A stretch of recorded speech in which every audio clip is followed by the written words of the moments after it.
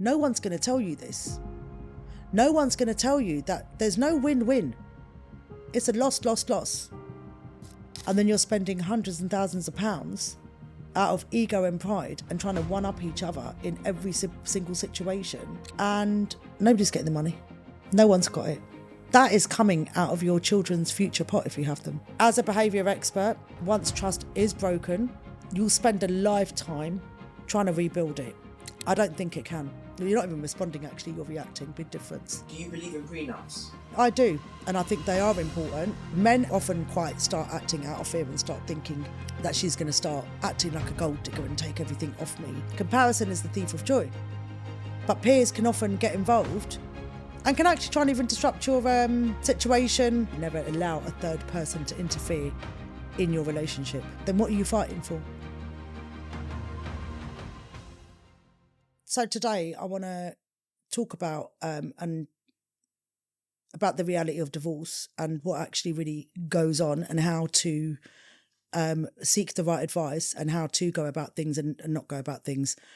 We're quite often hearing about a lot of cases where we're following other people's lead, and it's causing a lot of disruption and more financial distress to those that are going through it, and the damage that is causing to our children in the middle of all of this. It's not advice. It's just a heads up on if you're in this situation, or if you're about to enter that, how not to go about things, because it causes even further damage. So a lot of people ask me how I actually handled things and how I've handled my divorce and what I did and what went on. So to cut the long story short, we're both very amicable about it. In our opinion, we'd spent our whole life fighting, and there's no point to carry on fighting. There's no point in being divorced, is there? You may as well stay together. Our children are old enough to make decisions for themselves, and we just had a mutual, amicable resolution in everything that we've done. So when it comes down to anything the children need, their dad is more than welcome and has the freedom to provide whatever he wants for them, give them what he likes, take them where he likes, do what he likes. And the same way, he doesn't restrict me also, although they are in my parental responsibility mainly. He also has parental responsibility when their children are in his care. Now, restricting access of children for no reason, over argument or other people saying, well, you know, you need a court order or for children to have access to the other parent, there is, unless there's abuse involved, you do not go down that route. You really need to think carefully, because we can quite often enter into these kind of chapters and cycles without being armed the right knowledge, because so-and-so down the road said. Now, this is a big problem of making assumptions and not listening or sticking to fact or truth of your individual circumstances. Our individual circumstances were very different to other people. And when you have a special needs child involved as well, you have to also think even further removed from average society on a different level. So you've got to be realistic and sensible about your situation. And the least you discuss it with other people, other than unless they're being supportive and you're airing a thought, is not necessary. Okay? So I chose to cut everybody out because it was between me and him. And that's why we're amicable. There's been no stress. There's been no tit for tats and unnecessary arguing, bickering, fighting, going back and forth to court for no reason whatsoever. So understand, both parents have rights, but always seek legal advice, and not just from one person, 2-3 different people, to see where it sits right with you about which legal advice is giving you factual knowledge. And always do your own research as well. Don't always believe what you're told for face values, because a lot of solicitors have also been known for taking advantage of and giving wrong advice and escalating problems as well. And there's a lot of cases where a solicitor has given advice according to what they thought was correct at the time, but it's now escalated into a spiraling out of control because what they don't know behind the scenes is that you're angry and only telling your anger side of the story. So you must have a calm, level head and be rational about what you're talking about here. Even when it comes down to assets, property, everything that you're doing, you need to think about realistically, how much money are you going to invest into getting solicitors to fight? And you're not being reasonable about it. You've both equally put into something. Whether a woman has financially brought to the table, and men quite often think that it's okay to turn around and say, well, I earned all the money and I provided this and I bought the house and it's mine, it's mine, it's mine. What about your children? What about the life that she has sacrificed raising your children and building this family? You may have earned the money, but a woman builds a home. That's why they say a woman multiplies everything. And women also need to understand and be reasonable about not just claiming everything's yours as well, because men equally, as fathers, have rights.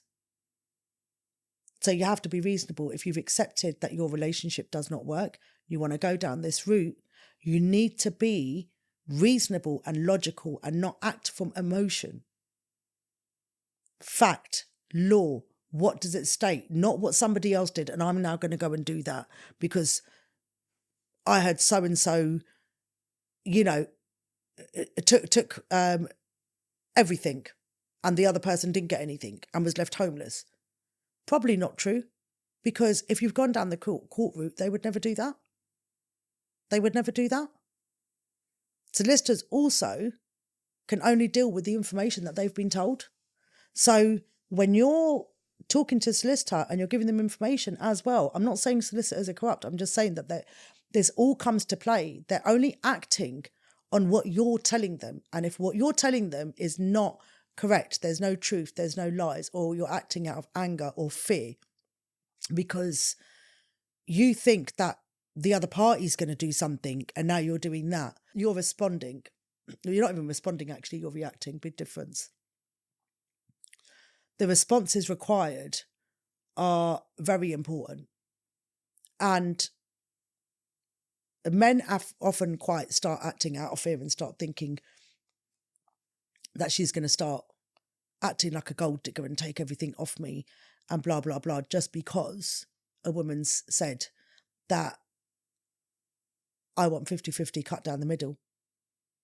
And women are often accused of being gold diggers in this situation by men because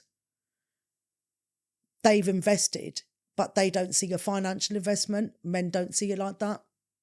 They see that if you haven't put money in it, it's not yours, it's mine. It's a wrong thought process. She's invested in building that home. If you're in that situation where you're accused of being a gold digger, you need to think about what have I portrayed this somehow? Not saying you have, but then what's my behaviour shown here? Very important that we're not looking at other people's stories and saying that so-and-so did that, or I heard this story where somebody got away with this. No, it doesn't work. It will backfire. It will 100% backfire. When we're listening to other people's stories about how they went through their divorce and what happened, we don't actually know the fine print in their case. Every case is individualised to your own circumstances. And there's laws and acts under those situations. So whatever your circumstances are. So if we keep looking outside of ourselves, the problem's going to escalate. You're going to end up spending a lot more money. That's now getting away from nobody's getting it. The laws and the courts are getting it. Solicitors are getting it. You're taking it away from your children. We saw it as that'd be taking food out of our kids' mouths. Not everyone's entitled to 50-50, depending on what the situation is. So, like if you don't have children and things like that, it all depends. I'm not here to tell anybody the law. It's just the fact that raise the awareness that you need to look at your individual circumstances and seek advice according to that and be logical and be reasonable in the action that you take. Never, ever act out of anger. Never act out of fear. You need to be listening to the advice correctly. Also do your own research as well. There's too much that goes on in these situations that are being escalated and blown out of proportion. And then you're spending hundreds and thousands of pounds out of ego and pride and trying to one-up each other in every single situation. And nobody's getting the money. No one's got it. That is coming out of your children's future pot if you have them. Then what are you fighting for? So seek the right advice. Understand your personal situation. Understand your own circumstances. Not going round saying she should be entitled to this and he shouldn't be doing that and I want this and I want that. It doesn't work that way. It doesn't work that way. And if you've got children, they're caught in the crossfire of all of this. It's not fair. Putting children through contact centres and all of these things, it's not a joke. When you just can't be reasonable about it because people want to be petty. Because there's an assumption that this is the way divorce is supposed to be, that you're supposed to be arguing, you're supposed to be bickering, and it can't be running smoothly, and court has to be involved. No, it doesn't. None of it needs to be involved. Actually, even the courts now, they want you to be, if you can't speak rightly between yourselves, they're preferring you go to mediation first and have that neutral person to get each other's views heard. But if we don't listen or hear the other person's perspective and look at the children involved and how all of this anger and frustration and I want to do this and so did that and they got away with it and I want to take the risk, it's never going to work because you're causing damage that you're never going to come back from. You're never going to come back from it and you're never going to get the money. So if you actually sat down and said, okay, fine, we've got X, Y, and Z. This is what the law states. I've sought legal advice. I suggest you do as well. We're going to have to address the issue. And if you can't, then have somebody that is not going to be siding, who is not going to have a biased opinion, but understands these things. There are mediators out there, and you should never expect your family to get involved in these things either because they do escalate. And again, out of not backing down and out of ego and pride to your own families as well and your friend circle, you would then turn around and act out of fear again and start doing stupid things and escalating it again. It causes significant damage that is irreparable. And then it comes back to the same question again. Why'd you get divorced in the first place? You want to carry on doing shit like that, you should just stay together. So the reality of getting divorced, it's not easy. It's not easy. You have to think about these things, about how these things will work out and how you're going to go about it according to your individual circumstances. You will face things. But before you enter going into things, all right, the relationship hasn't worked out, that's one thing. But there is children, assets, finance, there's maintenance and all of those things that go on that come with it. You have to come to reasonable resolutions within that. And that is the reality. You have to think about these things and about affordability and how incomes are going to be split and how is this all going to be divided and how are you going to do things moving forward? And it's a whole life change as well. You know, your habits have to change because your reality has changed, right? Your circumstances have now changed. And you have to adjust to those circumstances change. Coming at it with anger and hate and resentment. And again, like I say, there's a lot of things that come to me where at some point along your journey doing tit for tat, there's going to be regret. There will be regret. And it is because you'll become exhausted. And not only will you become exhausted, the money starts running dry. And now you've opened up these cans of worms that you now don't know how to put lids on. And then even you now are having to be scrutinised over these things All right, financial assets is one thing. Things like child contact and all of that. People are watching you. They're everywhere. It's not a joke.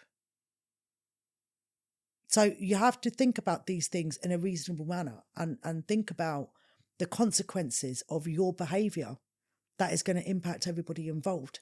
And if one person in the situation, one of the ex-partners is not being reasonable, it doesn't mean that you meet them at that level. You should be saying, I'm standing in a reasonable place, I'm firmly grounded, I'm armed with the right knowledge. You either level up and meet me where I'm at to discuss this properly, like adults, or you carry on flitting around there then. Because I'm not engaging. I'm not engaging in such communication. When you're both going at it and you're still doing the same things, it's pathetic. I had one case where someone I know was married for 34 years and the marriage broke down. And yes, the child, they were amicable about, having the child 1 week each in the family home and not moving the family home. But then the assets and the businesses was all up in the air. And she was being reasonable about it, but the husband wasn't. He refused to. He wanted everything for himself. He thought that he owed her nothing. Now, her demanding 50% of everything was her legal right. She had every right. She wasn't even going to maintenance, but in the end, because of the way he fought the case, and he kept wasting court time, not producing evidence, not producing documents. I don't know why a lot of men think they're invincible or don't have to produce to court either. It's and you can go around making up your own stories about what you should and should not be doing, and you don't have to answer to anybody. Hello, you took it there. If you take that action to take things to court, you've got to suffer the consequences that come with it. Then don't go around blaming the other party in the situation as well. So you have to really think carefully about what you're doing. And not only they didn't even need to go to court, because had he listened to her, they could have just got it stamped. And that's another thing I'm going to come to in a minute about things getting stamped by the court. But anyway, what happened was that she wasn't even going for maintenance, but because at that point there wasn't an amicable divorce, but because of his infidelity, the relationship broke down.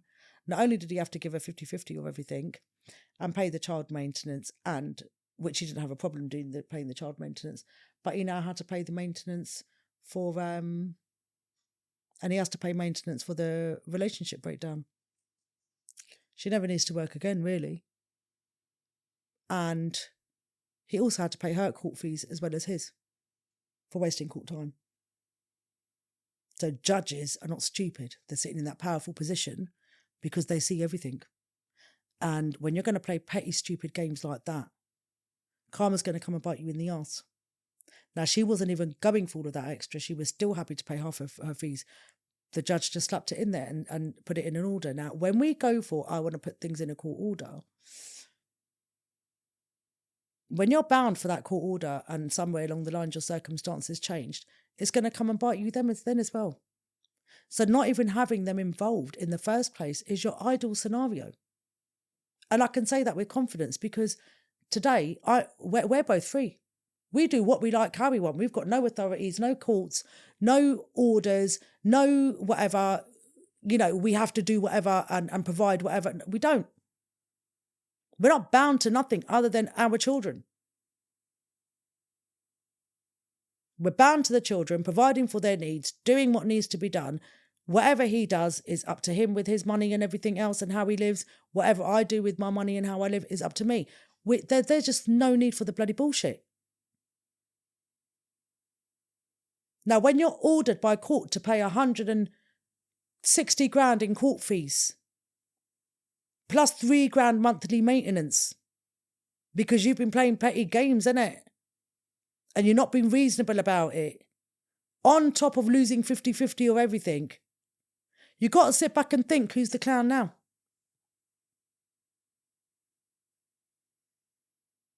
These court fees rack up. You're not in a time, unless there's severe domestic abuse and violence and everything else, you have to have a mediator. You will have to have,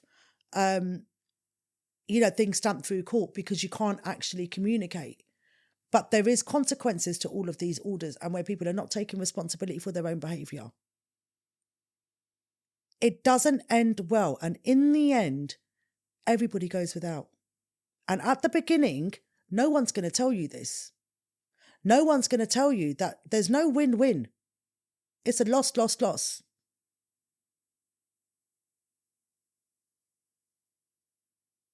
Think about it.